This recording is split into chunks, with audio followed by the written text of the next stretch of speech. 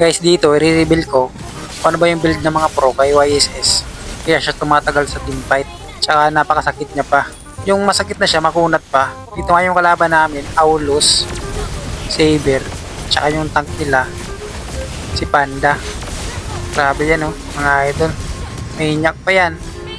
Dito, di ko napapakita guys kung paano ko sila dinurog. Pero tingnan nyo, snowball na snowball ako dito. Baka kasi sabihin nyo, ang yabang ko eh. Ay sus, nagmamayabang na. Hindi nga mga boss, papakita ko dito yung item ko. Baka sakaling magustuhan nyo. Diba? Baka sakaling gayahin nyo. Pag ginaya yung item ko, nako, sure ball, snowball kayo lagi. Ang kunat nyo pa, promise. Tingnan nyo itong cash dito. Pero, atin-atin lang to ha. Huwag nyo pagkakalat ha, baka mamaya, ang dami na natin, diba? Amen, dulo kami ngayon. Oo, pasensya na ako. Mga pro player lang kasi talaga nakakalam nito eh. Tsaka yung mga batak na batak sa ML ba. Pero syempre dapat YSS user ka din. Kita nyo guys kung paano kayo pinapasok-pasok sa tore. Wala kang awa! Dito nga wasak na yung base ng kalaban namin oh. Ito ba yung kinagandahan kay YSS? Yung first skill niya, injure. At least hindi ka talaga maipit ni Akai. Pero pag naipit ka na, hindi ka na makakawala guys. Pero sa mga sipa ni Chu, mga ganyan, diba, baka wala ka. Basta matimingan mo yung first skill. Dito nga, akala ko matatapos ko na. Pero hindi pa pala guys, malilipat ko ng kalaban eh.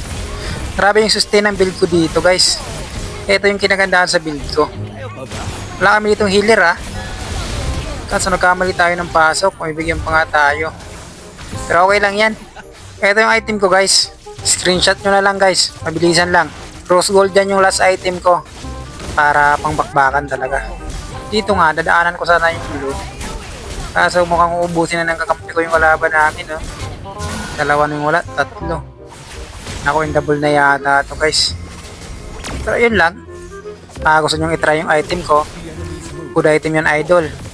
Pang magdamagan yan. Promise. Dito nga, wala na. Wala na nagawa yung kalaban namin. Tinapos ko na. Pero baka sabihin naman ng iba sa epic to ha. Sa mythic po to mga idol.